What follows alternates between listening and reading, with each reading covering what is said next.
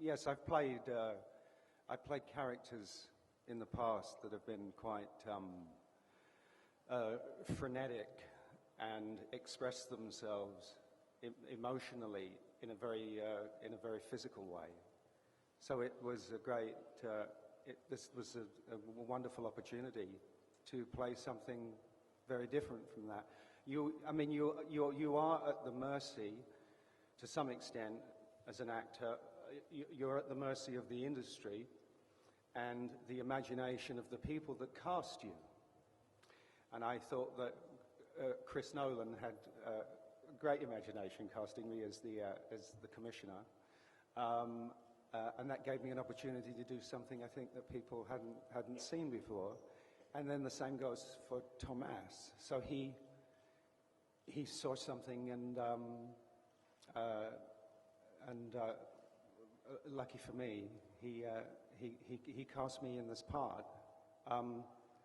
We have the benefit with roles like this, and I speak for myself, but we have this fabulous source material, the book, and it gives you all the subtext.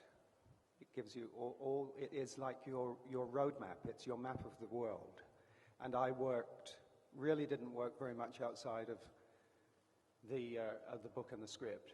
So all that, the subtext that you were talking about, all that emotion and all those thoughts and feelings that are going on underneath were all there in this great book.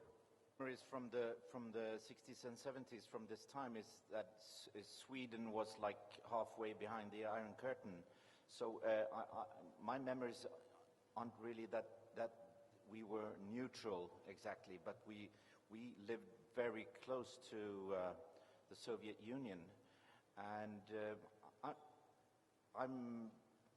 I don't know why a foreigner would be better to interpret Mr. Le Carré's work than an Englishman. I'm not sure, but I have strong memories from that period in England, and I remember it very well as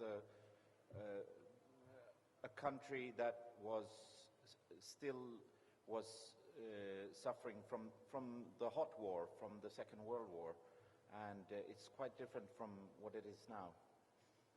Judge of if my point of view has been, more interesting than some English director. I don't know if I'm best placed to answer the last question, but I do think there's been a tendency to underestimate audiences. I do think there's an appetite to be stretched. I do think people love to hear language at its best on the screen. I don't think people just want slash and burn, and I think we've seen testament to that over and over again.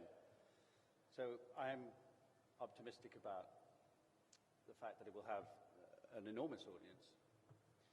And no, the atmosphere was not like a gentleman's club. I mean, I am the novice at a high table of talent that I've been watching all through my lifetime.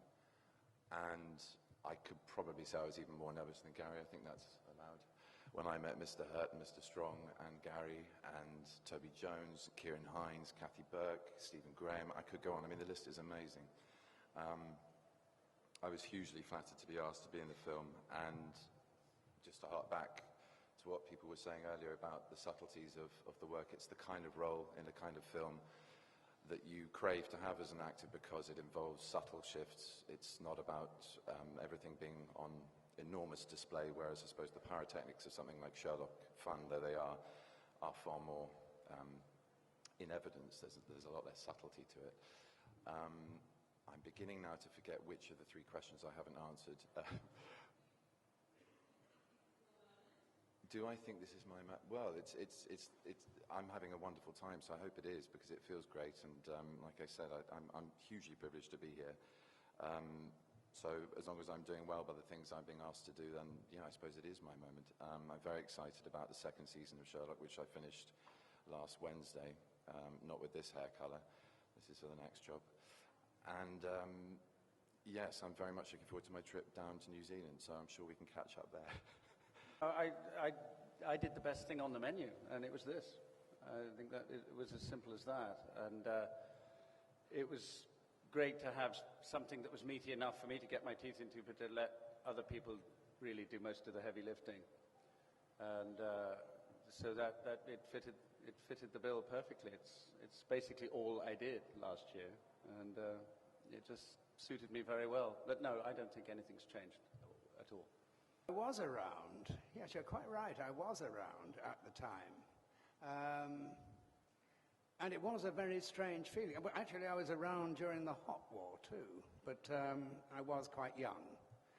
But we spent in England a great deal of time crawling away from the war from 1945, and it wasn't really until black and white turned into Technicolor in England, which was in the mid-60s, basically. And the 60s, the swinging 60s were the 65 to 75, basically. But yes, all during that period, there was huge neurosis about what was happening in the East and so on and so forth. It was, and of course, best captured by Le Carré, easily the best of all the writers that were writing in that area. And for my money, this is his masterpiece. And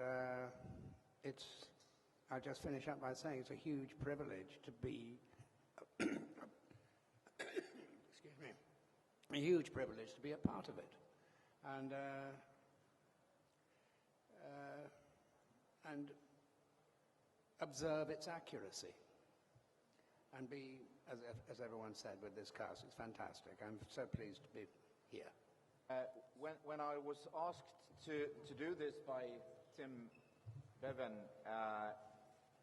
it was like when I read the book, you could easily see it was totally impossible to make a film from it because it's so complicated. So you have to find the fillet or a theme or a strand in the book that you follow, and you never can do a film from a book, but you can do a selection from it. And then Peter Strawn and Bridget O'Connor made a fantastic work with this, and it was fantastic to see how they managed to dig out this screenplay out of the book. I'm deeply grateful for that. Thank you.